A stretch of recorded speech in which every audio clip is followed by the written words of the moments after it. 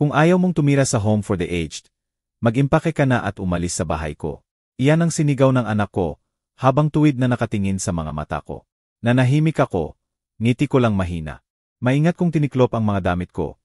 Inilagay sa lumang kahon ang mga dating litrato, at isinara ang maleta. Pagkaraan ng isang oras, huminto sa harap ng bahay ang isang itim na limusin.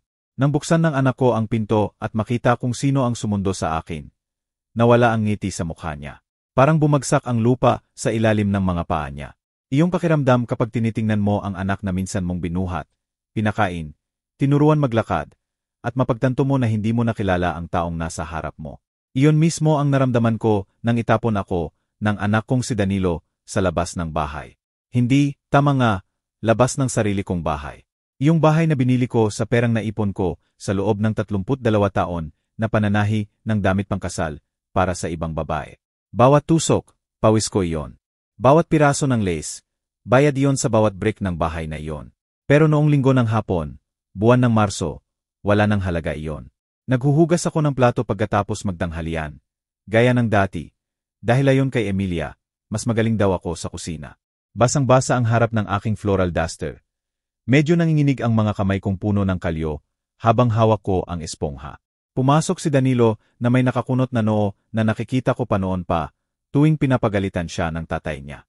Pero namayapa na ang asawa kong si Alberto, 13 taon na ang nakaan. At ang 42 anyos na lalaking nakatayo sa harap ko, ay hindi na ang batang iyon. Nay, kailangan natin mag-usap. Pinunasan ko ang mga kamay ko sa burdang tuwalya sa kusina na gawa ng matalikong kaibigan. Humarap ako at ngumiti ng pagod. Ano iyon, anak? Pumasok si Emilia na pulang-pula ang mga kuko. Makinis ang buhok, dark red ang lipstick. Ipinatong niya ang mga braso at sumandal sa hamba ng pinto na parang naghihintay ng palabas. Napagdesisyunan na namin, sabi ni Danilo habang iniiwas ang tingin sa akin. Medyo masikip na ang bahay. Kailangan ng mga bata ng mas malaking espasyo. At tumatanda ka na, Nay. Baka naman oras na para humanap ka ng lugar na mas babagay sa'yo. Malakas na kumaba ang dibdib ko. Alam ko na kung ano ang susunod. Lugar na babagay sa'yo. Ulit-ulit ko sa isip ng mabagal. Ibig mong sabihin, home for the aged. Nay, may magaganda talagang malapit. May kaibigan doon, may activities, may mga nurse na mag-aalaga sa'yo. Home for the aged. Putol ko sa kanya. Parang bala ang salitang lumabas. Ibig mong itapon ako sa home for the aged. Bumigat ang katahimikan sa kusina. Nagkunwari si Emilia na nag-cellphone. Sa wakas, tumingin sa akin si Danilo. Sa mga mata niya, may nakita akong hindi ko pa nakita noon. Lamig. Hindi home for the aged, nay. First-class assisted living facility. Ang tanging pagkakaiba, sabi ko ng mahinahon, gusto mo lang akong itapon. Hindi nanginginig ang boses ko. Hindi ko ipapakita sa kanila iyon. Sumigaw si Danilo, kung ayaw mo, umalis ka na. Kung ayaw mong tumira sa home for the aged, mag-impake ka at umalis sa bahay kay. Umalingaw-ngaw ang sigaw niya sa kusina. Tumalbog sa mga dingding na ipininta ko. Sa halway kung saan ko ikinabit ang mga larawan. At sa hagdan na nilinis ko araw-araw sa loob ng 3 taon. Tinakpan ni Emilia ang ngiti gamit ang kamay. Pero nakita ko. Noon yon, may bumali sa loob ko. Hindi ang puso ko. Matagal nang nabali iyon. Ang huling sinulid na nagdudugtong sa ilusyon na may pamilya pa ako. Huminga ako ng malalim. Tiningnan ang anak na hindi ko nakilala, at ginawa ang huling bagay na inaasahan niya. Ngumiti ako. Sage, Danilo, mag-iimpake na ako. Nagbago ang mukha niya. Gulat na may halong takot. Inasahan niya ang luha, pagmamakaawa, eskandalo, pero wala, malamig na katahimikan lang. Umakyat ako sa maliit na kwarto sa dulo ng bahay kung saan ako natutulog. Sobrang liit na parang bodega lang. Kinuha ko ang lumang leather suitcase ko. Iyon ding dala ko 3 taon na ang nakaraan nang lumipat ako rito. Maingat kong tiniklop ang mga damit ko. Bawat blusa, bawat damit, bawat panyo na ako mismo ang nanihi. Kinuha ko ang maliit na kahon na puno ng litrato. Kami ni Alberto noong kasal. Si Danilo na sanggol sa mga bisig ko. Ang nanay ko sa likod bahay ng lumang bahay namin. Ni isang luha ay hindi ko pinatata. Pagkaraan ng isang oras, binaba ko ang maleta. Nakaupo si Danilo sa sofa na binili ko. Si Emilia sa tabi niya na may tagumpay ng ngiti. Nang tumunog ang doorbell, tumayo si Danilo na nakakunot ang noo at binuksan ang pinto. At ang mukha niya ay hindi ko makalimutan. Naghihintay sa labas ang makintab na itim na limusin. Binuksan ng driver na nakasuit ang pintong likod at lumabas ang isang lalaking nasa 70 anyos. Pilak ang buhok na maayos na nakasuksok, naka-dark blue suit. Si Henrico Montemayor, dating business partner ni Alberto at may-ari ng Montemayor Holdings, ang pinakamayaman sa buong subdivision, at siya ang sumundo sa akin. Natulala si Danilo, nakanganga. Namutla si Emilia. Lumakad na pasok si Henrico. Tuwid na pumunta sa akin na parang wala si Danilo. Catalina, sabi niya ng mainit at ngumiti. Handa ka na ba? Binuhat ko ang maleta at binigyan si Danilo ng huling tingin. Salamat sa lahat, Danilo. Iyon na ang buong bahay. Lumabas ako. Nawala ng tuluyan ang ngiti niya. Sa salamin sa likod ng limusin, nakita ko pa siyang nakatayo sa beranda. Nanonood habang umaalis ang nanay niya ng may dignidad. At sa unang pagkakataon sa loob ng 3 taon, naramdaman ko ang kalayaan. Sa loob, amoy tunay na katad at mamahaling pabango ang hangin. Umupo si Henrico sa tabi ko. May tamang distansya habang dahan-dahang umandar ang sasakyan sa Main Avenue. Mahigpit kong hawak ang handle ng maleta na parang iyon na lang ang tunay kong natitira. Nanginginig ang mga kamay ko, hindi sa takot, kundi sa kakaibang halo ng ginhawa at hindi paniniwala. Catalina, ayos ka lang ba? Malumanay na tanong ni Henrico. Gusto kong sabihin, ayos na ayos ako. Para magkunwaring kontrolado pa rin ako. Pero ang lumabas ay pagod na buntong hininga. Hindi ko alam kung ano ang nararamdaman ko, Henrico.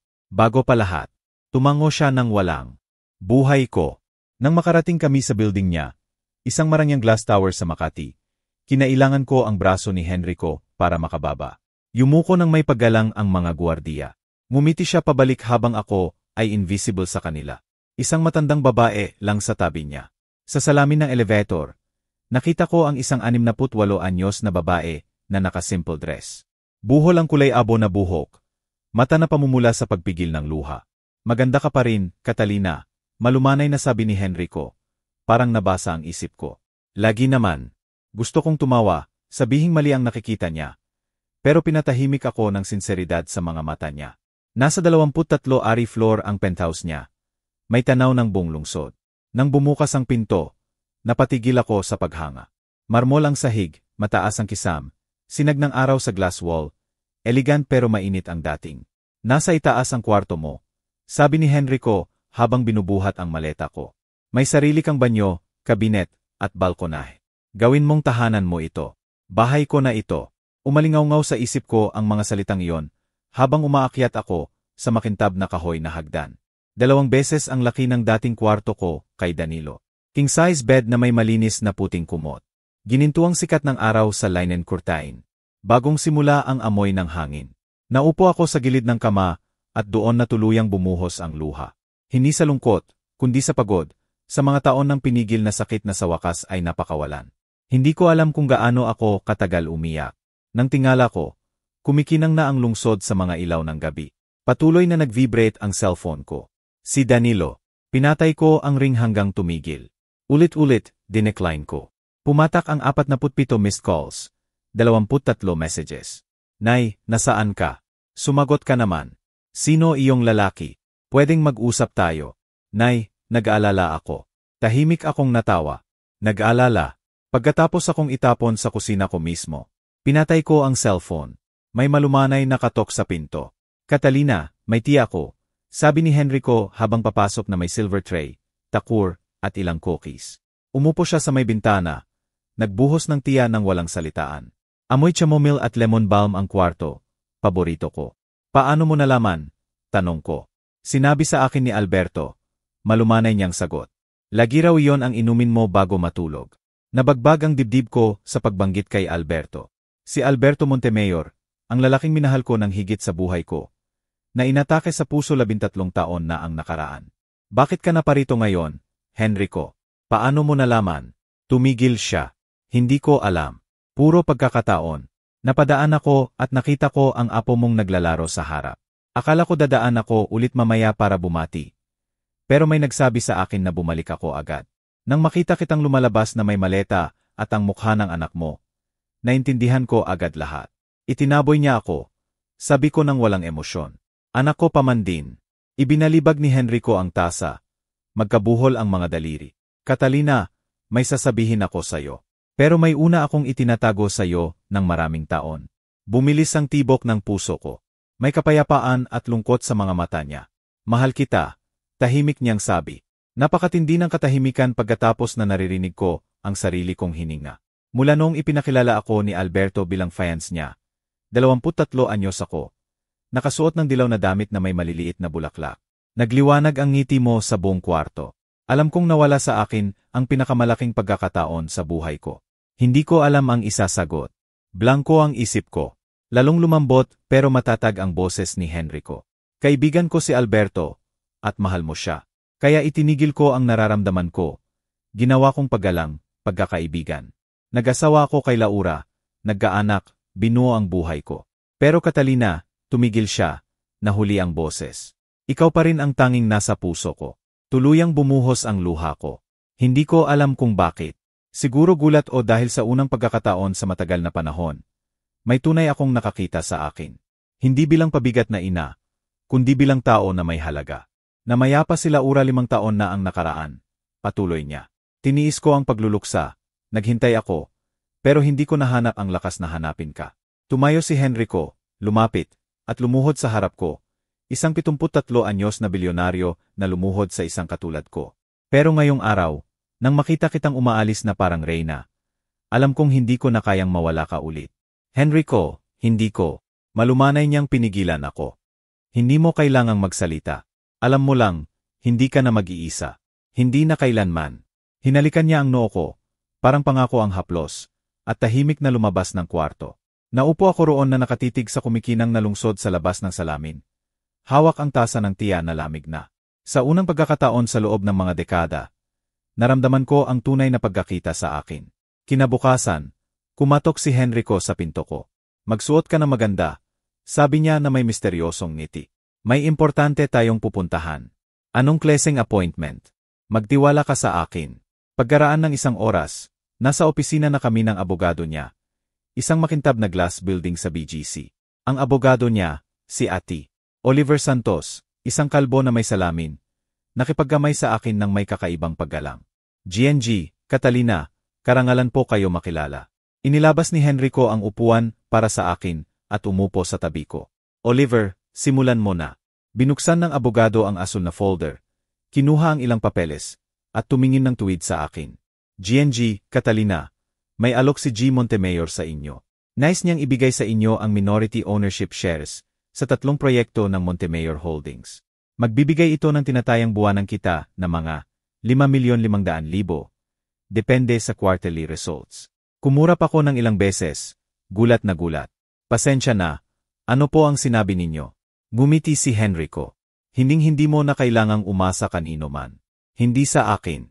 Hindi sa walang utang na loob na anak. Kanino man. Sa sandaling iyon, naintindihan ko. Lubusan nang nagbago ang buhay ko. Patuloy na tumawag si Danilo. Mula 47 ay naging 200. Pero hindi ko sinagot dahil may mga pintong isinara na dapat manatiling nakasara, kahit pansamantala. Pero hindi alam ni Danilo na ang limusin noong araw na iyon ay hindi ang pinakamalaking sorpresa. Nagsisimula pa lang ang tunay niyang bangungot. Kinabukasan, nagising ako sa penthouse ni Henrico. Kakaiba ang pakiramdam, parang nasa ibang lugar. Ilang segundo bago ko naalala kung nasaan ako. Idinilat ko ang mga mata sa mataas na kisam, ang linen curtain, na gumagalaw sa simoy ng hangin. Sandali akong nag-isip na nananaginip ako, pero hindi.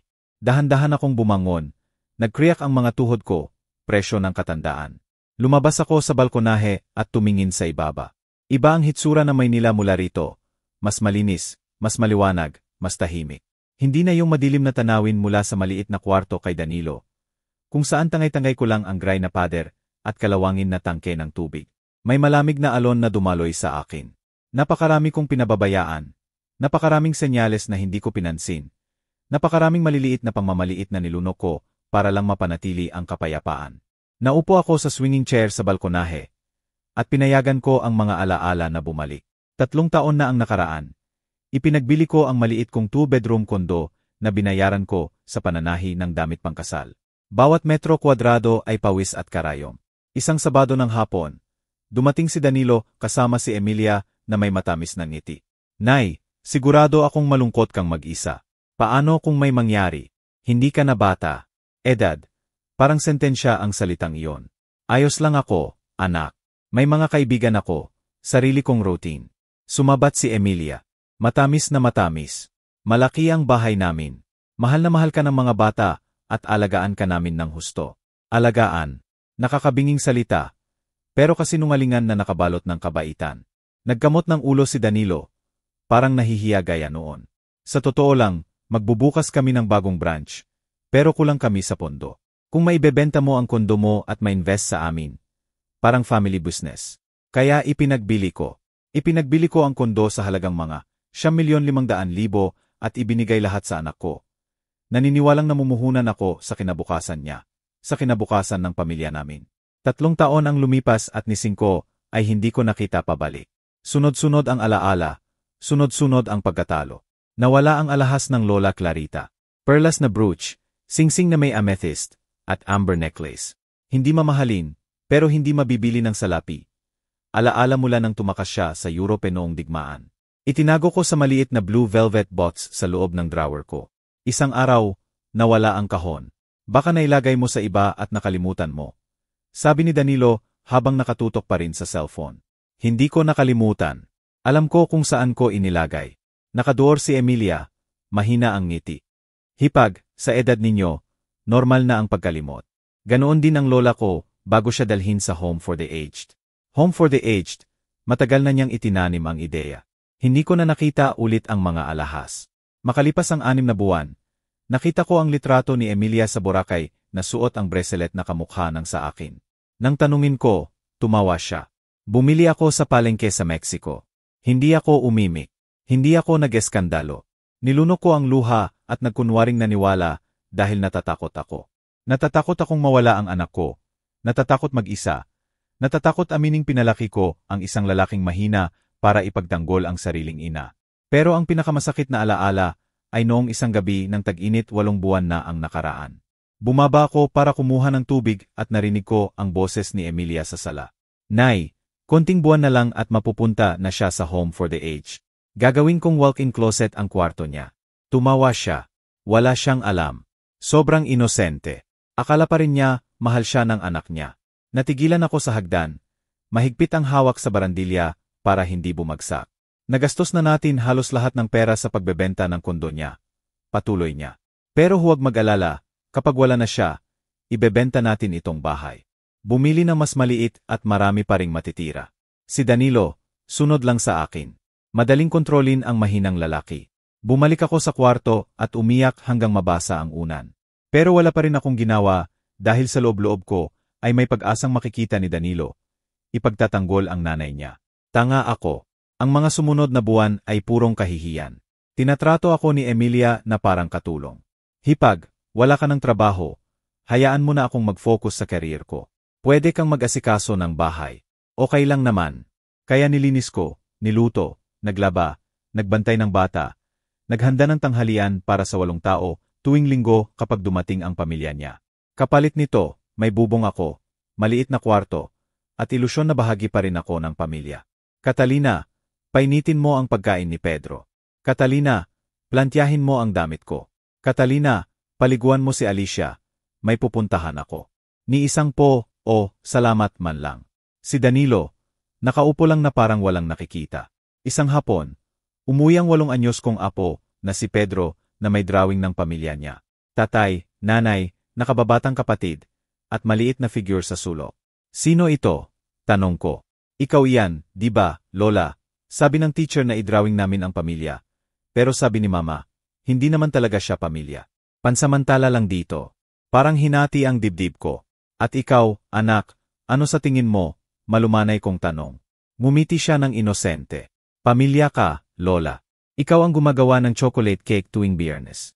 Pinakamatamis at pinakamasakit na salitang narinig ko. Naupo ngayon sa balkonahe ng penthouse. Naalala ko ang bawat kahihiyan, bawat luha na nilunok ko. At doon ko napagtanto na may nagbago sa loob ko. Hindi galit o lungkot. Kaliwanagan. Sa loob ng 3 taon, tinanggap ko ang mumunti kong pagmamahal. Binura ko ang sarili ko para lang makapagtagal. Unti-unti akong nawala sa takot na itaboy. At sa huli, itinaboy pa rin nila ako. Dahil para kay Emilia, hindi ako kailanman sasapat. Pabigat lang na kailangang itapon.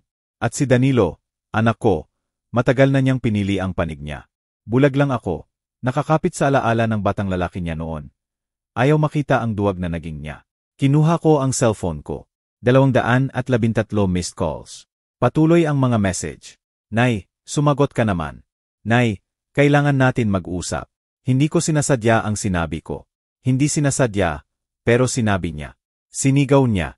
Itinaboy niya ako na parang basura. Binlock ko ang number niya. Kumatok si Henrico at pumasok na may tray ng almusal, toast, mantikilya, strawberry jam, at baso ng sariwang orange juice. Nakatulog ka ba ng mahimbing? Mas mahimbing kaysa sa nakalipas na 3 taon, sagot ko. At totoo yon, umupo siya, pinagmamasdan ako ng mabuti. Iba ang hitsura mo mula kahapon. Naalala ko, sabi ko ng mabagal. Lahat ng pagkakataong tumahimik ako, gayong dapat nagsalita ako. Tumango si Henrico. Puno ng pangunawa ang mga mata. Ano ang plano mo ngayon? Tiningnan ko siya. Tapos ang malawak na tanawin ng lungsod na halos nakalimutan ko. Ngayon gagawin ko ang matagal ko nang dapat ginawa. Ano iyon? Ngumiti ako. Hindi ng ngiti ng sakit, kundi ng determinasyon. Alalahanin ko kung sino talaga ako. At kapag naalala ng isang babae, kung sino siya talaga, matututo ang mga dating humamak sa kanya ng leksyong hindi nila malilimutan. Makalipas ang 2 araw, dinala ko ni Henrico sa isang malaking commercial building sa Ortigas. Makintab ang glass facade, mahigpit ang security, mabigat ang amoy ng kapangyarihan, at pera mula sa mga high-end law office. Magtiwala ka sa akin, sabi niya habang hinawakan ng mahina ang kamay ko papasok sa elevator. 12 TA floor. Makintab na gold plate na may nakasulat, Santos and Associates, Corporate Law. Naghihintay sa amin si Ate Oliver sa maluwag na conference room na may walnut table, leather chairs, at mga bookshelf ng batas na mukhang dekorasyon lang. Pero ang nakakuha ng pansin ko ay hindi ang karangyaan o ang mataas na bookshelf. Ang asul na folder sa ibabaw ng mesa. Nakasulat ng maayos ang pangalan. Alberto Montemayor. Tumigil ang puso ko. GNG, Catalina, maupo po kayo. Sabi ni Oliver habang itinuturo ang upuan sa harap niya. Naupo ako. Halos manghina ang mga tuhod. Umupo si Henrico sa tabi ko. Hawak pa rin ang kamay ko. Iyon lang ang nagpapanatili sa akin. Binuksan ni Oliver ang folder. Tambak na dokumento, selyo, pirma, sertipiko. Bago tayo magsimula, sabi niya habang nakatingin sa akin sa ibabaw ng salamin niya. Alam ninyo ba na co-founder ng Montemayor Holdings ang namayapa ninyong asawa? Alam ko, sagot ko. Magkasama nila itinatag-iyan ni Henrico noong dekada 80. At alam ninyo ba na nang pumanaw siya, ang shares niya ay dapat hinati sa legal heirs. Sinabi sa akin ng anak kong si Danilo na lahat ay mapupunta sa kanya. Iyon ang sinabi niya. Nagkatinginan si Henrico at Oliver. Yung tingin bago ang nakakagiba na katotohanan. GNG, Catalina, sabi ni Oliver habang kinuha ang isa pang folder. Nagsinungaling sa inyo ang anak ninyo. Parang tumigil ang mundo sa paligid ko. Ano po ang ibig ninyong sabihin? Hiningal ko. May notarized will si Alberto. 40% ng shares ay sa inyo. 40% kay Danilo. At 20% sa charitable foundation na ginawa niya. Itinulak niya sa akin ang dokumento. Narito po, may petsa, pirma, at opisyal na sertipikasyon 3 buwan bago siya pumanaw. Nanginginig ang kamay ko habang kinuha ko. Malinaw at matapang ang pirma ni Alberto at katabi nito. Ang pangalan ko, 40%. Pero sinabi ni Danilo na ayon sa abogado. Dahil hindi raw ako marunong sa negosyo, mas mabuti kung lahat ay nasa ilalim ng pangalan niya. Pinirmahan ko ang power of attorney. Pinirmahan ninyo para pamahalaan niya. Hindi para nakawin, mariing sabi ni Oliver. Iba iyon. Legal owner pa rin kayo ng 40%. Umikot ang ulo ko, sobrang dami ng impormasyon, sobrang galit, sobrang pagtataksil. Tumigas ang panga ni Henrico. May iba pa, sabi niya. 2 taon na ang nakaraan. Ipinagbili ni Danilo ang lahat ng shares ng kumpanya sa isang investment group. Pinanday niya ang pirma mo at kinupit lahat ang pera. Naputol ang lalamunan ko. Magkano? Tumingin si Oliver sa isa pang dokumento. Ang kumpanya ay tinatayang 220 milyon. Ang 40% ninyo ay 88 milyon. Kasama ang interest, adjustments, at moral damages, humigit kumulang 120 milyon na ngayon. 120 milyon. Habang itinaboy ako sa sarili kong bahay, natutulog sa masikip na kwarto, nilalait araw-araw, nakaupo ang anak ko sa pera ko. Gusto kong magdemanda. Sabi ko ng matatag ang boses. Gusto ko ng buong-buo pabalik kasama ang interest, penalties, at hustisya. Ngumiti si Oliver. Ngiti ng abogado na alam niyang mananalo. Handa na ang kaso. Pirma ninyo na lang ang kailangan. Kinuha ko ang pan at pumirma sa 3 kopya. Bawat galos ay deklarasyon ng digmaan. Abisuhan si Danilo sa loob ng 48 oras, sabi ni Oliver. May 15 araw siyang sumagot, pero sa ebidensyang ito, fake ang pirma, bank records, original documents, wala siyang lusot. Habang lumalabas kami ng opisina, umiikot pa rin ang isip ko. Pero may bagong pakiramdam sa dibdib ko, kapangyarihan. Pauwi, tumigil si Henrico sa isang cafe at nag-order ng 2 espresso. Seryoso niya akong tiningnan. Catalina, sigurado ka ba? Hindi madali ang magdemanda sa sariling anak. Labanan kanya. Si Emilia ang magpapalason sa kanya. At ang mga apo mo, putol ko. Kailangang lumaki ang mga apo ko na alam nilang hindi nila lola ang taong maapi. Na hindi ibinebenta ang self-respect at ang magnakaw sa sariling ina ay may bayad. Ngumiti si Henrico, may pride sa mga mata. Iyan ang Catalina na kilala ko. Noong gabing iyon, pinatay ko ang cellphone ko. Mahigit 400 missed calls. At nakatulog ng mahimbing na hindi ko pa naranasan sa maraming taon. Walang guilt, walang takot, walang pagsisisi. Makalipas ang 2 araw, tumunog ang landline ni Henrico ng 7 oras ng umaga. Si Oliver. Na-serve na. Sa reaksyon niya, masasabi kong ngayon ang pinakamasamang araw sa buhay ng anak mo. Ibinalik ko ang telepono at tumingin sa labas ng bintana. Sumisikat ang araw sa skyline ng Maynila. At ako, bagong simula pa lang. Akala ni Danilo matalino siya, na hindi ko malalaman. Pero nakalimutan niya ang isang bagay. Anak ako ng mga Italian immigrant. At kapag niloko ang mga Italian, binabawi namin ang lahat. 3 linggo mula nang mag-issue ang korte ng summons. 3 linggo ng katahimikan mula sa akin. 3 linggo na siguro tumanda ng 10 taon si Danilo. Alam ko dahil nag-hire si Henrico ng private investigator. Hindi para paghiganti kundi estratehiya. Kilalanin mo ang kalaban mo. Kalahati na ang laban. At kalaban ko na ngayon ang anak ko. Noong Sabado ng umaga na iyon, nagdesisyon akong harapin siya ng harapan. Hindi dahil sa nostalgia o reconciliation, kundi dahil may mga usapin na kailangang personal. Binuksan ko ulit ang cellphone ko pagkatapos ng ilang linggo ng katahimikan. Sumagot agad siya. Nay, salamat sa Diyos. Kailangan natin mag-usap. Malaking pagkakamali lang ito, Grant's Restaurant. Ngayong gabi, 8 oras kayo ni Emilia. Huwag kayong maliit. Ibinalik ko agad ang telepono. Si Henrico na nakaupo sa armchair na may tasa ng kape ay natawa. Napakaganda mo kapag ikaw ang may kontrol. Natuto ako sa pinakamahusay. Sabi ko na kinindatan siya. Nang 7 oras 30 minuto, handa na ako. Pinili ko ang itim na knee-length dress na ako mismo ang nanihi noon, pero hindi ko na shoot. Low heels, buhok na nakalugay sa balikat. Ilang pilak na hibla na kumikinang sa ilaw. Pulang-pula ang labi. Nang bumaba ako, bigla siyang tumayo, gulat. Catalina, napakaganda mo. Ngumiti ako ng mahina. Pinakamainam ang paghihiganti kapag malamig. Pero pwede pa ring maganda habang tinatamasa. Dumating kami sa Grants ng eksaktong 8 oras p.m. Elegant ang restaurant, crystal chandelier, puting tablecloth, mga waiter na may guwantes. Yung klaseng lugar na isang dinner ay katumbas ng isang linggong pananahi noon. Nakaupo na si Danilo at Emilia sa sulok. Paehong hindi mapakali. Nang makita nila ako, nagbago ang mukha nila. Namutla si Danilo. Nanlaki ang mata ni Emilia. Wala na ang matandang babae sa basang floral duster. Ako na ulit, ang babaeng nakalimutan nilang umiiral. Lumakad ako papunta sa kanila. Nararamdaman ko ang bawat tingin na sumusunod sa akin. Baka guni-guni ko lang. Pero parang reyna ang pakiramdam ko. Nay, tumayo si Danilo na sinusubukang yakapin ako. Umilag ako at naupo sa tapat nila. Itinawid ang mga binti at tinawag ang waiter.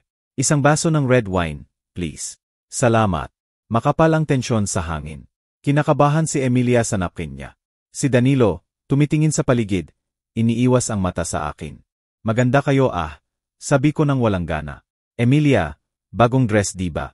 At ikaw Danilo, taghiwer iyan diba? Maganda. Mahigpit na nilunok ni Danilo. Nay, tungkol sa demanda. Ang demanda. Putol ko, ngiting-ngiti. Pag-usapan natin yan. Binuksan ko ang bag ko, kinuha ang brown envelope, at inilagay sa gitna ng mesa. Gusto kong makita ninyo ito pareho. Parang bomba ang tingin ni Emilia sa envelope. Ano ito? Tanong niya na nanginginig ang boses. Buksan ninyo at makikita ninyo. Binuksan ni Danilo nang nanginginig ang kamay. Nawala ang kulay sa mukha niya.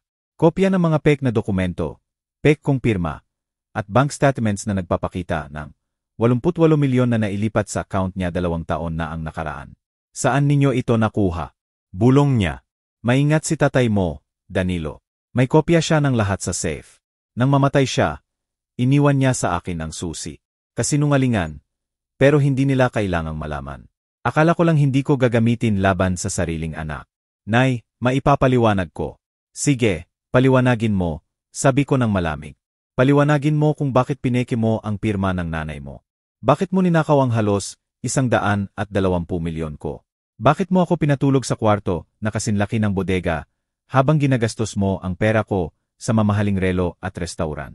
Dumating ang waiter na may wine. Mahaba akong uminom. Mapait ang lasa pero pinakamatamis na nalasahan ko. Sinubukan ni Emilia na kunin ulit ang kontrol. Hipag. Hindi namin sinasadya. Tiningnan ko siya. Napaatras siya sa titig ko. Tumahimik ka. Wala kang karapatang makipag-usap sa akin. Ikaw ang nagnakaw ng alahas ng Lola Clarita. Ginawa akong katulong sa sarili kong bahay. At plano mo akong itapon sa home for the aged para maging closet mo ang kwarto ko. Namutla si Emilia. Paano mo, may pakinig ang bahay at masyado kang malakas magsalita sa telepono. Itinakip ni Danilo ang mukha sa mga kamay. Nay, kasalanan ko lahat ito. Wala siyang kinalaman. Mabuti, sabi ko, humigit sa harap. Amunin mo nga. Amunin mong ninakaw mo ang pera ko. Itinaboy mo ako sa sarili kong bahay. At sinigawan mo ako na parang hayo. Tumulo ang luha sa mukha niya. Pero wala akong awa. Hindi ko na alam kung sino ka pa, Danilo. Nawala na ang batang pinalaki ko. Puro duwag na lang ang natira na mas pinili ang pera kaysa sa nanay niya. Nay, sorry ako. Tawa akong walang laman. Sorry ka lang kasi nahuli ka na. Kasi kailangan mo na ngayong ibalik lahat. Bawat sentimo kasama ang interest at damages. Tumayo ako, kinuha ang bag ko. Nakakatawa. Noon ibinenta ko ang kondo ko para sa'yo. 10.5 milyon. At habang masikip akong natulog sa maliit na kwarto, nakaupo ka sa halos 120 milyon ko. Nahihirapan ang kumpanya, Nay. Kailangan ko ang pera. Kailangan. Itinaas ko ang boses. May ilang tumingin, pero wala akong pakialam. Kailangan para bumili ng bagong kotse, magbakasyon sa Boracay, bumili ng designer dress habang ang nanay mo ang naglalaban ng damit mo at natutulog sa kwarto na walang bintana. Nakakabinging katahimikan. Pumailan lang ang luha ni Emilia. Pero galit yon, hindi pagsisisi. Sa abogado mo na lang kausapin ang abogado ko. Sabi ko habang humihiwalay sa mesa. Ibabalik mo ng mapayapa ang akin. O pipilitin ka ng korte. At maniwala ka sa akin, mas masakit yon. Nay, hintayin mo. Humarap ako sa huling pagkakataon. Isa pa lang, Danilo. Kapag namatay ako, at hindi pa agad-agad iyan, dahil ngayon may dahilan na akong mabuhay ng matagal. Huwag kang pupunta sa libing ko. Huwag kang magbunyi ng pek. Huwag kang magkunwaring anak na predyal. May pagkakataon ka at sinayang mo. Lumabas ako ng restaurant nang nakataas ang ulo. Naghihintay ang driver ni Henrico sa labas. Sumakay ako sa kotse at huminga ng malalim. Nang umandar na ang sasakyan, saka palang nanginginig ang buong katawan ko. At isang luha ang tumulo sa pisngi ko, hindi sa lungkot, kundi sa ginhawa. Dahil sa wakas, pagkatapos ng maraming taon, nasabi ko na ang lahat. Pero ang dinner na yon ay simula pa lang dahil nang mapagtanto ni Emilia na mawawala sa kanya ang lahat. Lumabas ang tunay niyang mukha. Ang bitag na inilatag niya pagkatapos ay halos sirain ako. At maniwala kayo, may mas malala pang darating. Pagkatapos ng dinner na iyon, akala ko makakahinga na ako, na nasa likod ko na ang pinakamadilim na araw, nahintayin ko na lang ang hustisya. Mali ako. Makalipas ang 1 linggo, pumasok si Henrico sa kwarto ko na may hitsura na hindi ko pa nakikita noon, halo ng galit at disgusto. Catalina, kailangan natin mag-usap. Napilipit ang tiyan ko sa tono niya. Hindi maganda ang dala ng ganitong tono. Naupo siya sa gilid ng kama na may brown envelope. Iniiwas ang mata sa akin. May nakita ang investigator na hinier ko para sa follow-up ng kaso. Tumigil siya, tapos mahinang sabi, tungkol kay Emilia. Ano na naman? Tanong ko. Binuksan niya ang envelope. Litrato si Emilia na papasok sa hotel. Lumalabas sa apartment. At ilang kuha na humahalik sa lalaking tiyak na hindi si Danilo. Mas bata, maskulado, kalbo ang ulo, nakatay tank top. Yung klaseng lalaki na nakatira sa GYM, hindi sa bahay. Sino siya? Tanong ko, kahit alam ko na sa loob-loob ko. Ethan Cruz, 32 anyos, fitness trainer, nagtatrabaho sa GYM sa Mandaluyong. Sabi ni Henrico, habang nag-flip-flip ng mga litrato. Mahigit 1 taon na silang nagkikita, 2 hanggang 3 beses bawat linggo. Palagi sa paehong hotel sa Mainlex. Kakaibang satisfaction ang dumaloy sa akin. Kaya pala may sariling maruming sikreto ang perfect wife. May iba pa ba? Tanong ko. Tumango si Henrico. Kinuha ang ilang bank statements. Naalala mo ba ang alahas ng nanay mo? Iyong nawala. Naibenta sa jewelry store sa Green Hills. 1,200,000. Nailipat ang pera sa joint account na lihim niyang binuksan, kasama ang lalaking ito. Natigilan ako. 1,200,000. Alaala ng Lola Clarita, hindi mabibili ng salapi. Naibenta para pundohan ang affair niya. At ito pa, sabi niya habang inaabot ang huling papel. Plane ticket papuntang Boracay. Book noong 1 taon sa pangalan nina Emilia at Ethan. 7 araw sa 5-star hotel na binayaran gamit ang credit card ni Danilo. Totoo lahat. Yung sinabi niyang Gills Retreat ay honeymoon pala kasama ang lover na pinondohan ng pera kong ninakaw. Alam ba ni Danilo? Tanong ko. Huminga ng malalim si Henrico. Alam niya. 6 na buwan na ang nakaraan.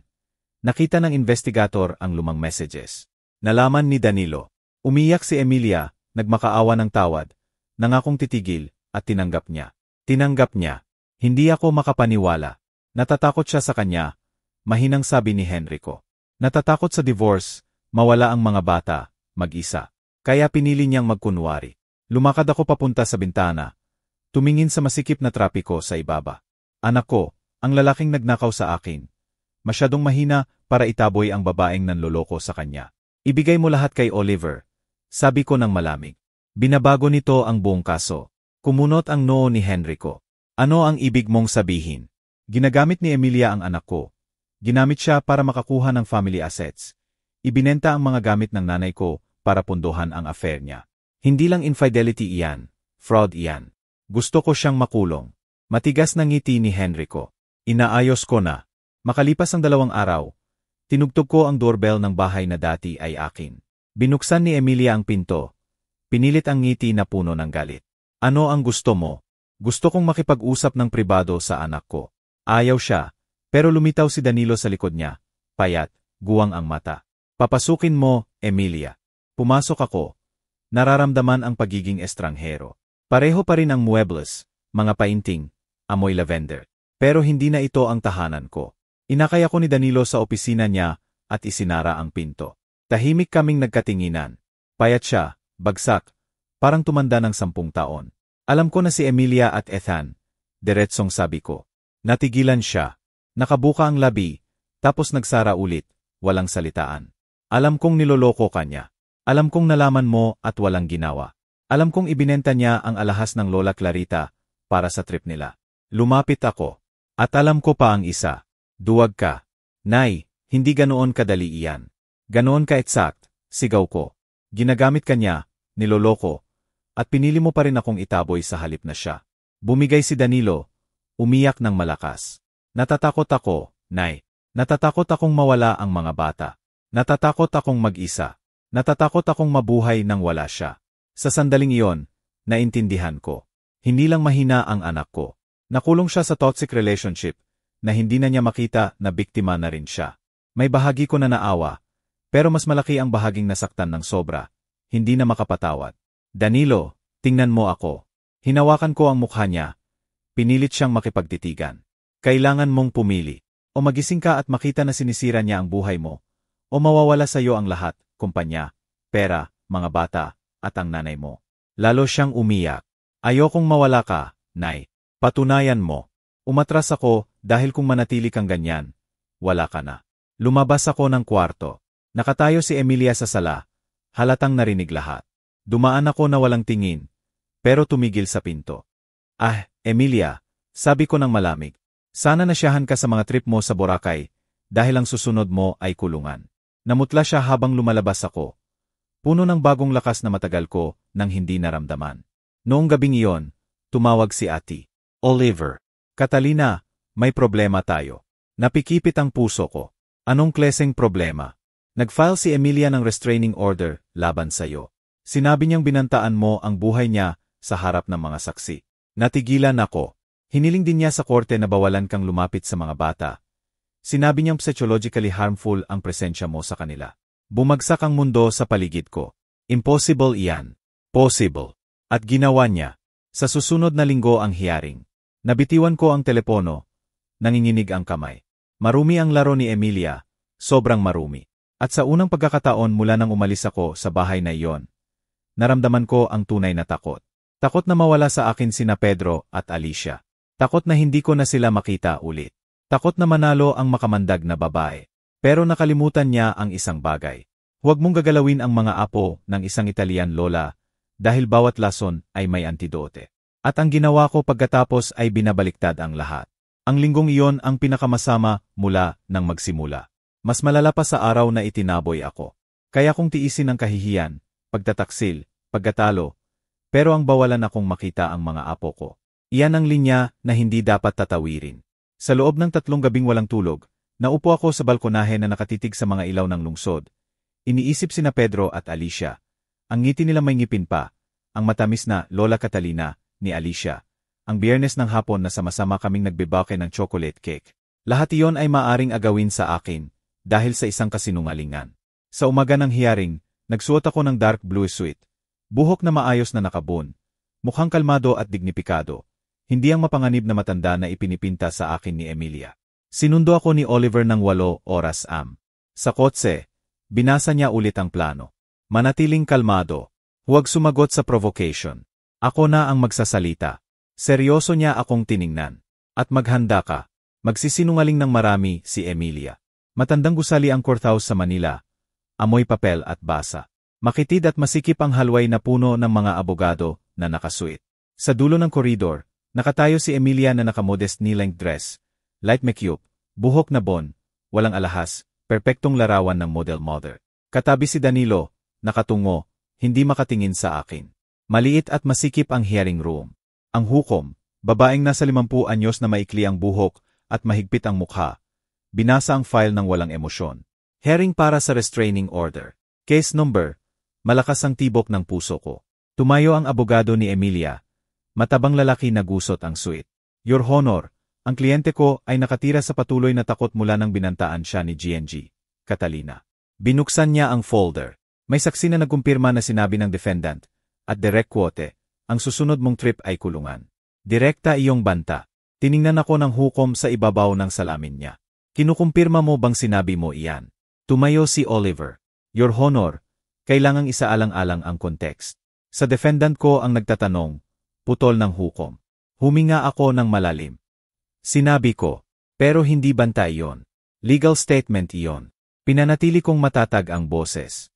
Ibinenta niya ang family assets para pundohan ang affair niya. Krimen iyon. May bulungan sa courtroom. Namula si Emilia. Sinungaling, sigaw niya, tumayo. Gawa-gawa niya ito para sirain ako. Order, pinatay ng hukom ang gavel. Maupo ka, Emilia. Ako lang ang nagtatanong dito. Patuloy ang abogado. Bukod sa banta, may child welfare concern din. Ang 2 minor, si Pedro, 8 anyos, at Alicia, 5 anyos, ay nakatira sa kapaligiran na puno ng tensyon. Madalas dumalaw ng walang paalam si GNG, Catalina, nagsasabi ng mga paratang laban sa kanilang ina, na nagdudulot ng emotional distress. Isang beses lang ako bumisita sa buong buwan. Sumabat ako, hindi na napigilan. Itinaas ng hukom ang kamay. GNG, Catalina, manahimik po muna. Humarap ulit siya sa abogado. Magpatuloy ka. May nightmares si Pedro. Dramatic na sabi niya. Sinabi niya sa teacher niya na lagi raw nag-aaway ang nanay at lola niya at ayaw niyang mawala ang alinman sa kanila. Si Alicia naman, umiihi na ulit sa kama. Bagay na hindi na niya ginawa sa loob ng 2 taon. Kaya hiniling namin na bawalan si GNG. Catalina na makipag-ugnayan sa mga bata hanggang mareresolba ang family matter na ito. Parang inalis ang kaluluwa ko sa katawan. Hindi makita ang mga apo ko. Walang yakap, walang Biyernes na magbibake. Pumailan lang ang luha sa mata ko nang hindi mapigilan. Agad tumayo si Oliver. Your Honor, malinaw na manipulation ito. Ginagamit ng plaintiff ang mga bata bilang sandigan para pilitin ang kliyente ko sa ongoing multi-million property dispute. May ebidensya kaming embezzlement, pagbebenta ng family heirloom, at paggamit ng pera sa extramarital affair. Hindi sakop ng hearing na ito iyan. Putol ng hukom.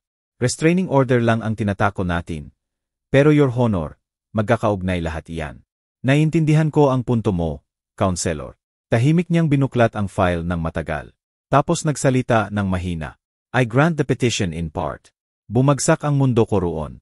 Ipinagbabawal kay GNG, Catalina na lumapit sa family residence. Hiningal ko hanggang tiningnan ako ng hukom at ipinagpatuloy. Gayunpaman, mananatili ang visitation rights sa mga apo niya.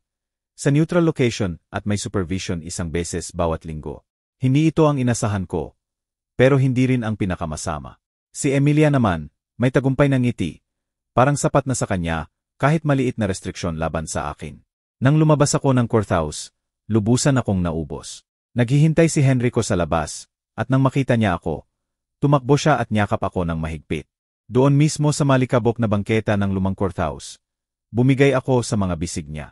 Umiyak ako ng mas malakas kaysa noong namatay ang asawa ko. Umiyak ako sa kawalan ng katarungan, sa kalupitan, sa panonood sa anak kong nakaupo lang na walang imik habang sinisira ng asawa niya ang sariling ina. Nanalo siya, hikbi ko. Nailayo niya ako sa mga apo ko. Higpit ng yakap ni Henrico at bumulong sa tainga ko. Hindi pa siya nanalo, Catalina. Isang laban pa lang ito. Nasa unahan pa ang tunay na digmaan. Noong gabing iyon, hindi ako makakain o makapagsalita. Naupo ako sa balkonahe na nakatitig sa walang katapusang gabi. Sinubukan akong aliwin ni Henrico. Nagdala na mainit na tiya, kumot, malambot na musika, pero wala akong mapakali. Huli ng gabi, umupo siya sa tabi ko at hinawakan ang kamay ko. Catalina, tingnan mo ako, sabi niya. Humarap ako sa kanya, pamumula ang mata sa kaiyak. Hindi alam ng babaeng iyan kung sino ang kalaban niya, sabi niya. Maliit ang tingin niya sa'yo. Akala niya susuko ka. Pero nakalimutan niya ang isang bagay. Ano iyon? Tanong ko ng mahina. Ngumiti siya. Na ikaw ang pinakamalakas na babaeng kilala ko. Mag-isang pinalaki ang anak, nagtrabaho ng mga dekada, nawala ang asawa, at nakatayo pa rin ng matuwid. Hindi ito ang magpapabagsak sa'yo.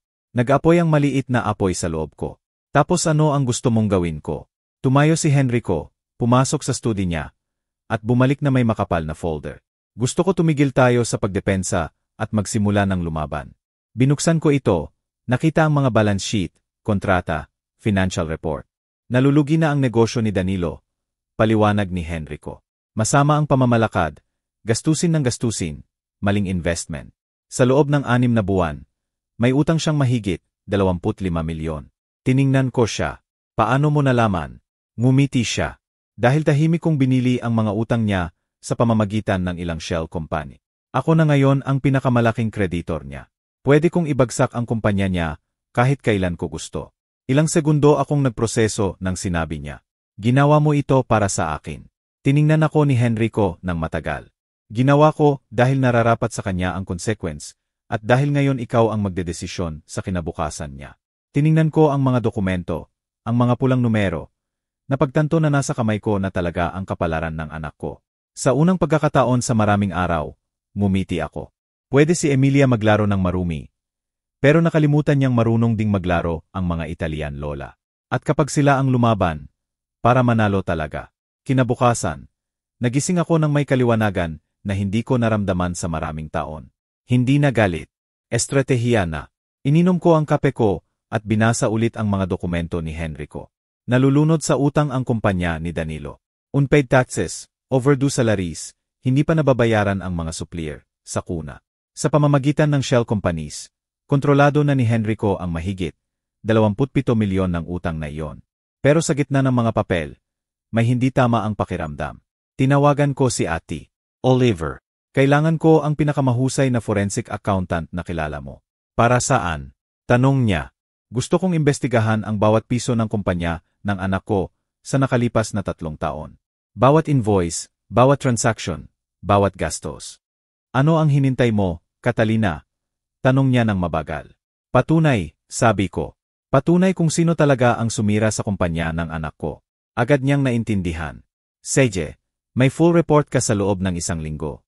Habang naghihintay, may ginawa akong hindi ko akalain na gagawin ko. Nag-hire ako ng private investigator na espesyalista sa child welfare.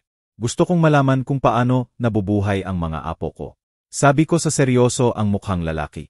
Subaybayan ang routine nila, pagkain, attendance sa school. Pinaghihinalaan kong pinababayaan niya sila.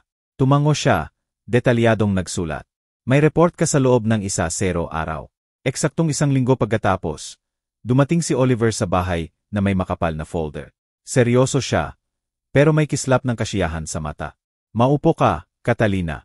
Kailangan mong makita ito. Binuksan niya ang folder, nagpakita ng spreadsheets, charts, at mga pahina na may yellow highlight. Hindi magnanakaw ang anak mo, sabi niya. Si Danilo ay hindi marunong, maling investment, nagtitiwala sa maling tao. Sistematiko ang pag-alis ng pera niya sa isang tao. Hiningal ko. Si Emilia, eksakto. Itinuro niya ang mga numero. Sa nakalipas na 3 taon, mahigit 18 milyon ang nawala sa kumpanya. Unauthorized withdrawals, transfer sa fake accounts, bayad sa hindi umiiral na vendor. Nag-click siya sa susunod na slide. Lahat ng trail ay patungo sa 3 destinasyon. Joint account sa pangalan ni na Emilia at ng lover niyang si Ethan. Investment sa pangalan ng nanay niya. At lihim na apartment na sa pangalan niya lang. Napakuyom ang kamao ko. Hindi lang niya niloko ang anak ko. Sinira niya ito ng planado at dahan-dahan. May iba pa. Sabi ni Oliver habang inaabot ang isa pang dokumento. Ang alahas ng Lola Clarita, hindi 1,200,000 ang ibinenta tulad ng sinabi niya. 3 milyon pala. Kinupit niya ang defense sa pamamagitan ng fraudulent deal sa jeweler na pinsan niya pala. Nanginginig ang kamay ko. Galit at ginhawa. Sa wakas, may tunay na patunay. Ano ang gagawin natin ngayon? Tanong ko. Malamig na ngiti si Oliver. Ngayon, sisirain natin siya. Kinabukasan pa, nagdalang investigator ng report tungkol sa mga apo ko. 3 araw na absent si Pedro noong linggong iyon, dahil nakalimutan siyang sunduin ng nanay niya. Fast food ang lunch. Walang merienda. Si Alicia, umiihi na ulit sa kama, hindi dahil natatakot sa akin, kundi dahil oras-oras na sumisigaw sa telepono ang nanay niya. Nag-aaway kay Danilo hanggang madaling araw, iniiwan ang mga bata sa harap ng tea. May mga litrato at video. Si Pedro. Naghihintay sa labas ng school gate ng 5 oras na walang sumusundo. Si Alicia na umiiyak sa playground na may sunburn. Hindi may kakaila ang ebidensya ng neglect. Hawak ko ang mga litrato. Nanginginig ang kamay. Apo ko, bulong ko. Sapat na ba ito? Tanong ko kay Oliver habang inaabot ang lahat ng files. Financial fraud, child neglect, malinaw na patunay. Binuklat niya ang mga pahina. Tapos ngumiti ng malaki. Catalina, hindi lang sapat ang ebidensya mo. Sabi niya habang pinapalo ang mesa. May buong arsenal ka. Pero may isang bagay pa ring sumasakit sa akin. Si Danilo, mahina, niloko, pero anak ko pa rin. May bahagi ko na gustong paghiganti. Pero may bahagi ring gustong iligtas siya. Noong gabing iyon, naupo kami ni Henrico sa balkonahe. Pwede ko silang sirain pareho. Sabi ko, sapat ang ebidensya ko para makulong si Emilia, makuha ang kustodi ng mga bata, at mabangkrupt si Danilo. Pero tumingin ako sa ibaba. Anak ko pa rin siya. Hinawakan ni Henrico ang kamay ko. Kaya ano ang gagawin mo? Huminga ako ng malalim. Bibigyan ko siya ng huling pagkakataon. Isa lang. Sa mga kondisyon ko. Humara ako kay Henrico. Mag-aalok ako ng settlement. Burahin ko ang 27 milyon utang. Kung gagawin niya ang 3 bagay, diborsyuhin agad si Emilia. Sumali sa family therapy kasama ko at ang mga bata. At bayaran ang buong 88 milyon na ninakaw niya sa mana ni tatay, kahit installment. Kung tumanggi siya, malamig ang boses ko. Tapos na sila pareho. Makukulong si Emilia. Mawawala kay Danilo ang lahat at kukunin ko ang full custody kina Pedro at Alicia. Tiningnan ako ni Henrico nang may paghanga. Catalina, hindi ka lang malakas. Brillante ka. Kinabukasan, idinraft ni Oliver ang terms ng agreement, witnesses, notarization, lahat. Ito na ang huling pagkakataon ni Danilo na patunayang may natitira pang dangal. Itinakda ang meeting sa Martes ng umaga sa opisina ni Oliver. Neutral na lugar na may mga abogado, therapist, at 2 official witness. Dumating ako 15 minuto ng maaga. Naka-simple gray dress, buhok na maayos na nakabon, walang alahas. Gusto kong magmukhang ako, kalmado, matatag, hindi matitinag. Umupo si Henrico sa tabi ko. Binasa ulit ni Oliver ang mga dokumento. Handa na ang forensic accountant na si Paul sa laptop niya, at 2 court witness. Eksaktong 1:0 bumukas ang pinto. Pumasok muna si Danilo, maluwag ang suit, hindi pa nag-aahit, maitim ang ilalim ng mata. Parang taong nawalan ng lahat. Sumunod si Emilia, naka-tight red dress, high heels, makapal ang makyup para itago ang takot. Wala na ang arrogance niya. Takot na ang kapalit. Huli ang abogado nila. Iyon ding mataba na gusot ang suit. Magandang umaga, simula ni Oliver, malamig at matigas ang tono. Salamat sa pagdalo ninyo. Ang meeting na ito ay para sa reconciliation. Pero lahat ay na-record at maaring gamitin sa korte. Bubukas si Emilia para magprotesta. Pero pinigilan siya ng abogado niya. Magpatuloy po. Binuksan ni Oliver ang projector. Lumitaw ang detalyadong chart sa wall. Diretsahin na natin. Sa nakalipas na 3 taon, mahigit 18 milyon ang nawala sa kumpanya ni G. Danilo. Itinuro niya ang mga pulang numero. Unauthorized transactions, fraudulent payments, illegal transfers. Nanlaki ang mata ni Danilo habang humarap kay Emilia, na ngayon ay maputla na. Ano? Ano ito? Nautal niya. Kasinungalingan. Lahat kasinungalingan, sigaw ni Emilia. Tumayo si forensic accountant Paul at nagsalita ng mahinahon. Walang gawa-gawa rito, ma'am. Lahat ng data ay direktang kinuha sa accounting system ng kumpanya at na-cross-check sa bank statements at verified invoices. Nag-click siya sa susunod na slide. Narito ang 2,700,000 transfer sa joint account sa pangalan nina Emilia Montemayor at Ethan Cruz. Parang bala ang pangalan ng lover sa kwarto. Tumayo si Danilo, walang kulay ang mukha. Ethan, nilagay mo ang pangalan niya sa account mo. Danilo, pwedeng maipaliwanag. Paliwanagin mo kung ano. Sabi ko ng malamig habang nagbabago ng slide si Paul. Property purchase sa Boracay. 2-bedroom Ocean View apartment. Price, 280 milyon. Tahimik na tahimik ang buong kwarto. Si Danilo ay natigilan. Mahigpit ang hawak sa mesa para hindi bumagsak. Bumili ka ng bahay kasama niya. Gamit ang pera ko. Nakulong si Emilia. Naghahanap ng lusot na wala naman. At marami pa, sabi ko. Malamig ang boses na parang talim. Binago ni Oliver ang slide. Lumitaw ang mga litrato ng mga apo ko. Si Pedro na nakaupo mag-isa sa labas ng school gate. Braso ni Alicia na nasunog sa araw. Records ng mga absent, walang tamang pagkain. Habang abala ka sa lover mo at sa pagnanakaw, sabi ko ng mabagal. Pinababayaan mo ang mga anak mo. Binuksan ng therapist ang file niya. Nakipag-ugnayan ako sa school. Labis na nag-alala ang principal. Si Pedro ay nagiging agresibo, at si Alicia ay nagre-regress sa development. Bumigay si Danilo, itinarak ang mukha sa mga kamay. Hindi ko alam. Diyos ko, hindi ko alam. Kasi hindi ka tumingin, sigaw ko, hindi na napigilan sa unang pagkakataon. Masyado kang abala sa pagiging alipin niya para makita na sinisira niya ang lahat. Kumpanya mo, mga anak mo, at ang nanay mo. Tumayo si Emilia, tinuturo ako. Bitter kang matanda ka lang. Ginagawa mo to kasi hindi mo matanggap na may sariling buhay na ang anak mo. Sariling buhay. Tumayo rin ako. Tawag mo sa panloloko, pandaraya, at child neglect ang buhay. Sinungaling ka, magnanakaw, at masamang ina. Tama na. Pinalo ni Oliver ang mesa. Pareho kayong maupo. Huminga ako ng malalim at nakabawi ng kontrol. Nanatili siyang nakatayo, nanginginig sa galit. Binulungan siya ng abogado niya. Maupo ka. Pinapalala mo pa. Naupo siya. Nanunaksak ang titig sa akin. Binuksan ni Oliver ang huling folder. Danilo, ikaw naman. Inilagay niya ang dokumento sa harap ng anak ko. May utang ang kumpanya mo na 27 milyon. Ang mga utang na iyan ay nabili na ni G. Henrico Montemayor sa pamamagitan ng mga intermediary. May legal right siyang mag-file ng bankruptcy kahit kailan niya gusto. Tumingin si Danilo kay Henrico, tapos sa akin, hindi makapaniwala. Patuloy si Oliver. Gayunpaman, may alok. Handang burahin ng nanay mo ang buong utang kung sasang-ayon ka sa 3 kondisyon. Isinulong ko ang kontrata sa anak ko. Binasa ni Danilo ng malakas. Nanginginig ang boses. Agad na diborsyo kay Emilia. Family therapy nang hindi bababa sa 1 taon kasama ko at ang mga bata. At bayaran ang 88 milyon na kinuha mula sa mana ni tatay. Kahit hulugan, walang interes sa loob ng 10 taon. Katahimikan ang buong kwarto. Tiningnan ko siya ng tuwid sa mata. Kung sasangayon ka, tutulungan kitang buuin ulit ang buhay mo.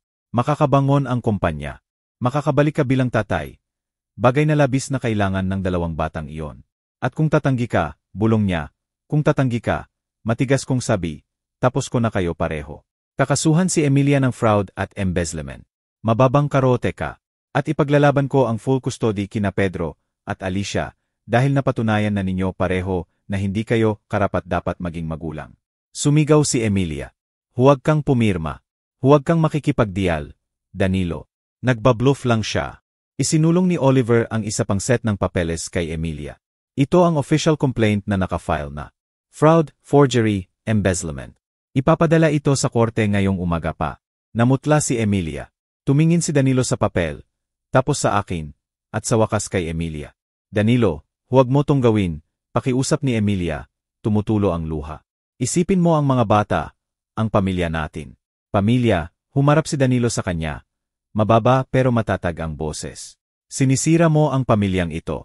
Ninakaw mo ang kumpanya ko, niloko mo ako, ginamit ang pera ng nanay ko para bumili ng bahay kasama ang lover mo, at ngayon pangungusap mo pa ang pamilya. Kinuha niya ang pan at pumirma.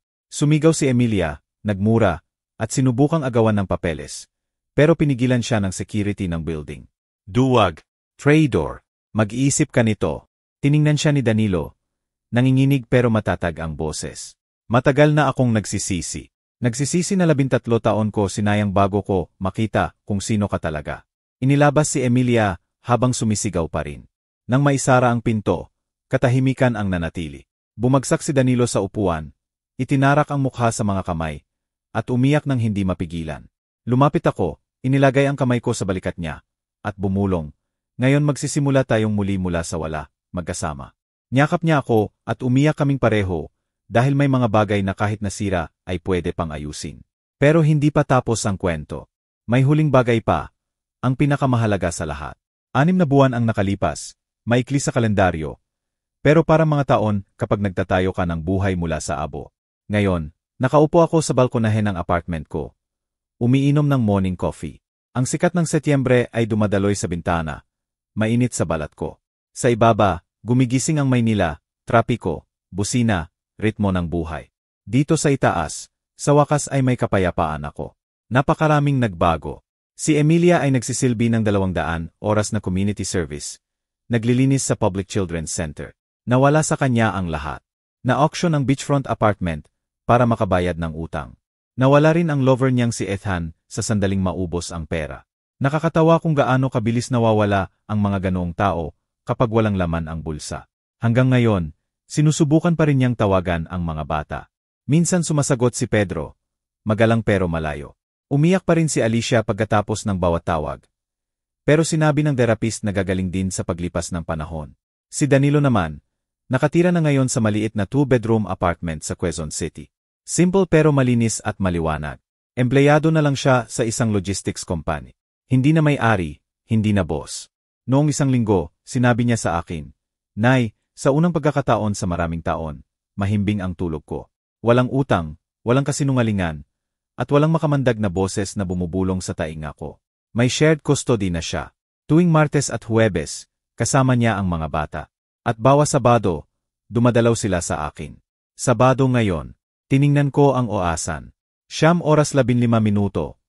Mas lalong bumibilis ang tibok ng puso ko. Parang una pa rin sa bawat pagkakataon. Tumunog ang doorbell. Binuksan ko ang pinto. Lola, tumakbo si Alicia sa mga bisig ko. Mas mahaba na ang buhok. 2 ngiping harak ang nawawala. Sumunod si Pedro. 8 taon na, nagpapanggap na matured na. Pero mahigpit pa rin ang yakap sa akin.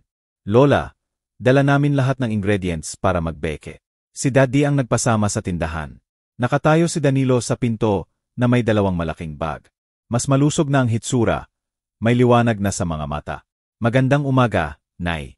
Magandang umaga, anak. Lumabas si Henrico mula sa kusina na may dish towel. Handa na ba tayong gumawa ng pinakamasarap na chocolate cake sa buong Pilipinas? Mga little chef ko. Sumigaw ng tuwa ang mga bata at tumakbo sa kusina. Naging sweet battlefield ang kusina.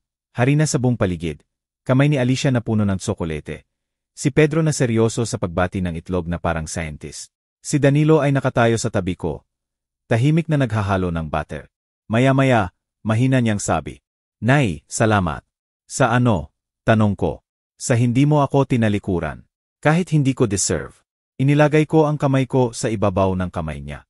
Anak kita. Pwede akong magalit. Pwede akong masaktan, pero hindi kita iwan kailanman. Pwede akong lumayo, pero hindi kita tatalikuran. Mabilis niyang pinunasan ang luha. Natulungan ako ng therapy na makita na emotionally abused ako sa loob ng maraming taon. Kinokontrol niya ang bawat parte ko. Hindi ko sinasabi iyon para magpaliwanag, pero naiintindihan ko na ngayon kung bakit bulag ako. At ngayon, tanong ko. Ngumiti siya. Tunay na ngiti na matagal ko nang hindi nakita. Ngayon takiramdam ko malaya ako na parang nabuhay ulit ako. Natapos ang keke at napuno ng amoy tsokolete ang buong bahay. Sumigaw si Alicia mula sa sala. Lola, ready na ba? 0 minutes na lang, sweetheart. Hinati namin ang keke at naupo sa hapagkainan. Nagkwento si Pedro tungkol sa school. Ipinakita ni Alicia ang drawing niya ng pamilya, Lola, Daddy, 2 bata, at si Henrico, magkakahawak kamay. Nasaan si Mommy? Mahinang tanong ni Danilo. Nasa kabilang page, inosenteng sagot ni Alicia. Kasi malayo na ang tinitirhan niya ngayon. May sariling paraan ang mga bata sa pag-unawa. Simple pero malalim. Tumingin sa akin si Henrico mula sa kabilang dulo ng mesa. Ngiting-ngiti. Sinagot ko ang mainit niyang tingin. Nang umalis na lahat at ihahatid na ni Danilo ang mga bata sa park, kami na lang ni Henrico ang naiwan sa balkonahe. Hinawakan niya ang kamay ko. Catalina, nagawa mo. Naayos mo ulit ang lahat. Tayo, sabi ko. Hindi ko ito magagawa mag-isa. Kaya mo, tawa niya. Ikaw ang pinakamalakas na babaeng kilala ko. Isinandal ko ang ulo ko sa balikat niya. Pinapanood ang araw na nagpipinta ng ginto sa lungsod. Alam mo ba kung ano ang natutunan ko sa lahat ng ito? Malumanay kong tanong. Ano? Na hindi natin kailangang manatili sa mga sirang piraso. Na hindi ibinebenta ang self-respect. At kahit sirain tayo ng buhay sa libu-libong piraso, pwede pa rin nating buuin ulit ang sarili natin. Humarap ako sa kanya. At kapag binuo natin ang sarili natin gamit ang sarili nating kamay, hindi na tayo babalik sa dati. Kaya ano na tayo ngayon? Tanong ni Henrico. Ngumiti ako. Naging brilyante tayo. Akala nila kaya nila akong sirain. Pero hindi nila alam na masyado na akong nasira at muling isinilang sa nakaraan para matuto kung paano maging brilyante. At ang brilyante, alam mo, hindi na babalik. Kumikinang lang sila. Sa pagbabalik tanaw ko ngayon, napagtanto ko na minsan ang pinakamalaking pagkatalo natin ang mga sandali na nagtuturo sa atin kung ano talaga ang pag-ibig. Hindi perpekto ang pamilya, pero ang tunay na pag-ibig ay may kapangyarihang magpagaling kahit ang pinakamalalim na sugat. Ang pagpapatawad ay hindi ibig sabihing nakalimutan. Ibig sabihin noon ay pinili natin ang kapayapaan kaysa galit. Akala ko noon nawala sa akin ang lahat. Pero sa pagkawala na iyon, natagpuan ko ang pinakamahalaga, pag-ibig, self-respect, at tunay na kahulugan ng tahanan. At ikaw, kung kailangan mong pumili sa pagpapatawad o sa pagbitaw, alin ang pipiliin mo? Ibahagi mo sa baba ang sagot mo. Kasi naniniwala ako na bawat kwentong ibinabahagi natin ay makakatulong sa isang tao roon para makahanap ng sariling liwanag. At kung gusto mong manatili sa akin sa paglalakbay na puno ng kwento ng pamilya, tapang, at muling pagsilang mula sa puso, huwag kang alis dahil marami pang kagandahan ang naghihintay sa unahan. Ngayon, nakaupo ako sa balkonahe ng bagong kondo ko sa Bonifacio Global City, umiinom ng kapeng barako. Ang umaga ng Disyembre ay malamig at malinaw. Sa ibaba, buhay na buhay ang BGC, mga tao na nagmamadali, mga sasakyang nag-unahan. Pero dito sa itaas, payapa. Katahimik na katahimik. Napakaraming nagbago. Si Emilia, nakakulong pa rin sa selda ng Pasig City Jail. Nahatulan ng 6 na taon dahil sa qualified theft at estafa na umabot ng mahigit 280 milyon. Ang beachfront condo sa Batangas na binili nila ni Ethan, na foreclose na, naibenta sa auction sa halagang 42 milyon lang, kulang pa sa utang. Si Ethan, biglang nawala, parang bula, walang pera, walang Emilia, walang saysay. Si Danilo, nakatira na sa simpleng 45 SQM unit sa Mandaluyong na binabayaran ko pa rin hanggang ngayon. Empleyado na lang siya sa dating kakumpetensya niya, pero masaya. Sabi niya, Nay, sa wakas, walang multo sa ulo ko tuwing natutulog. May shared custody na kami ng mga bata. Lunes hanggang Biyernes kasama ko sila. Weekends kay Danilo. At tuwing Linggo, sama-sama kaming magsimba sa ST. Mechel sa BGC. Tapos brunch sa Wildfloor. Ritual na namin yon. Gayon, Linggo. 8:00 media pa lang. Pero naririnig ko na ang maliliit na paa sa hallway. Lola Kat, gising na po. Pumasok si Alicia na may dalang drawing. Si Pedro naman may bagong basketball shoes na binili ko sa halagang 18,000 kahapon. Lola, tignan mo to. Sabay abot ni Alicia ng papel. Drawing ulit ng pamilya. Pero ngayon, 5 na kami, si Lola Kat, si Daddy, si Pedro, si Alicia, at si Tito Henrico na may hawak na cake.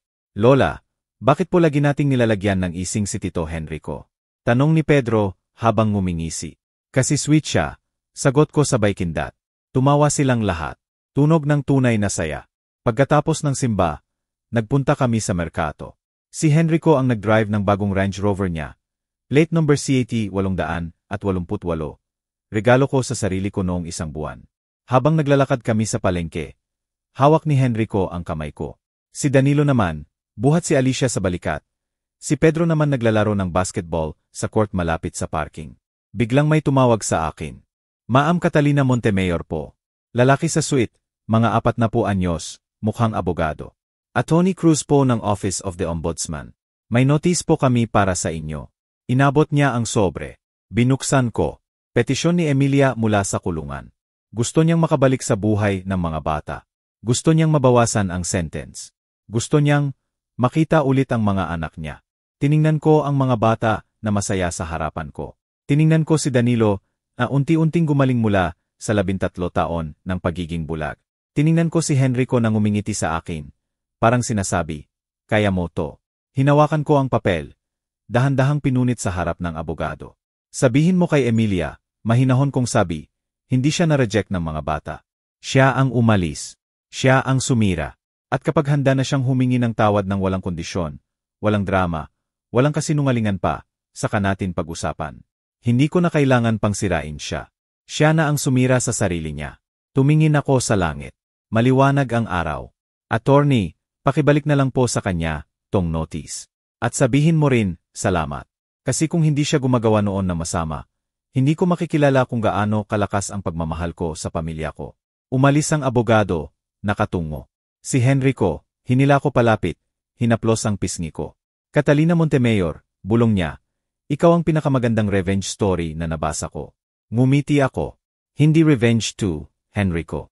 Redemption 2. At nanalo kami. Tinignan ko ang mga bata na tumatakbo papalapit sa amin.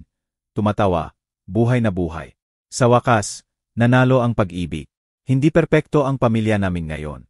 May peklat pa rin. May sugat na hindi naganap na gagaling. Pero buo na ulit kami. At sa unang pagkakataon sa napakatagal na panahon, tahimik na ang mundo ko. Salamat sa pagbasa hanggang dulo. Kung may sugat ka rin sa puso na kailangang pagalingin, tandaan mo to. Hindi hadlang ang sakit para maging mas makapangyarihan ka. Ginagamit lang yan ng Diyos para gawing brilyante ang uling mo. At ang brilyante, hindi nasisira. Kumikinang lang. Paalam. Hanggang sa susunod na kwento.